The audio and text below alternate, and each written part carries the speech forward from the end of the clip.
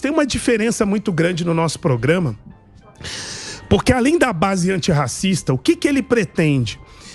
Não é incluir os pobres no orçamento, é os pobres mandar no orçamento no Brasil. Isso é uma diferença muito grande, nós estamos falando de democracia. Não é isso? Não é essa que é a questão fundamental? Qual que é o problema dessa fragilíssima democracia que nós vivemos? Que o povo nunca foi chamado a tomar as decisões central. Quem estiver nos assistindo entender isso aqui. Tem uns aí, esse presidente atual, inclusive, atacando as urnas eletrônicas. E o alto comando das Forças Armadas falando que o problema é esse.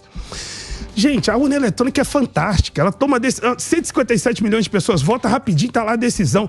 O problema não é a urna eletrônica, é como os votos são captados no Brasil.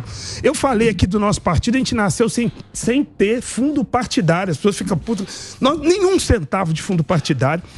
De fundo eleitoral, nós temos 0,02% do fundo eleitoral. Pra vocês terem uma ideia, tem os caras que estão no Congresso Nacional, a maioria lá, para deputado federal, vai ter mais dinheiro que a UP tem pro Brasil inteiro, para tudo.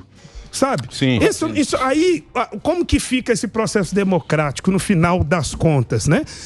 A turma que tem muito dinheiro, e nós não concordamos com esse negócio de financiamento de grandes empresários, porque eles acabam mandando e desmandando na política. Esse tal de centrão, quem no final das contas faz eles estarem lá? Esses grandes empresários. E aí qual que é o final das contas, né? Que fica se culpando o povo. O problema é que o povo não é chamado nas questões centrais. Eu vou dar um exemplo. O orçamento do Brasil. Mas nunca foi discutido. E assim, vocês sabem que existe na Constituição um mecanismo que chama plebiscito e referendo revogatório. É democrático 513 deputados votarem? Não. É claro que é. Agora, 157 milhões de pessoas com uso da urna eletrônica ser chamado para tomar a decisão. Não é muito mais democrático? Mas isso daí, vamos lá. Prazer, Péricles, Marco. Pois não. Aqui a gente está falando num plano pseudo-utópico e assim, é onde entra o grande problema que eu tenho com algumas palavras que você lançou aí. Comunismo, socialismo e liberdade não andam juntos. Você vai querer impor uma visão sua, uma estética sua de mundo sobre a liberdade das pessoas com um fim nobre que você estabeleceu na sua cabeça, que é a ascensão dos mais pobres, alguma coisa assim. Agora, se você pegar o Samidana, nosso caro economista inteligentíssimo, você vai ver que o grande motor do desenvolvimento econômico do século XX é o livre mercado e a livre concorrência. Foi isso que tirou as pessoas da extrema pobreza e da extrema miserabilidade. Quando você fala para mim socialismo e liberdade, que é mais ou menos uma franja do PSOL, que você está meio que tentando articular, eu não consigo enxergar como que você vai colocar isso daí sem uma perspectiva autoritária.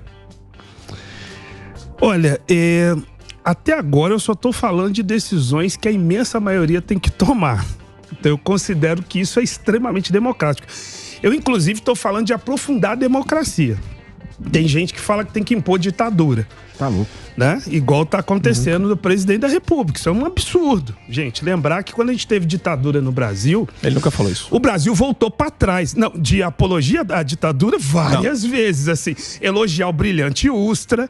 Sabe quem foi Brilhante Ustra? Um cara que defendeu torturar até crianças. Crianças foram torturadas no Brasil. Inclusive a ditadura, é importante lembrar que ela teve um apoio popular no primeiro momento. Quando começou as denúncias que havia tortura, eles perderam o apoio popular. Porque isso que não é democrático, o povo não ser chamado a tomar as decisões. Quem fala que não vai respeitar a decisão das urnas tem medo da opinião popular. E o que eu estou defendendo aqui? Eu falei dos referendos e plebiscitos. Está na Constituição. Eu estou falando de chamar o povo. Nunca isso foi feito. Chamar o povo para tomar as decisões centrais do Brasil. E eu vou te dar um exemplo também, porque eu falei da questão antirracista, complementando o que eu estava falando. Porque nós defendemos, além disso que eu falei, reparações, política de reparação. Nós temos que lembrar que a gente já partiu... É difícil ter democracia com racismo funcionando. Porque é o seguinte, vou dar dois exemplos de política de reparação. Uma é as cotas, que todo mundo conhece. Quem acha que aquilo ali é o máximo, errou muito. Sim. Sabe por quê? Porque, primeiro, tem que ter terra para o povo preto nesse Brasil. Eu defendo a reforma agrária. Por que tem que ter reforma agrária? Até o modelo que você fala de democracia aí, liberal, é importante lembrar que todas as grandes potências do mundo... Eu queria até te desafiar qualquer um aqui no bom sentido, a me apresentar um país do mundo que virou potência do campo socialista ou capitalista sem ter feito reforma agrária. Só um. Me fala um só.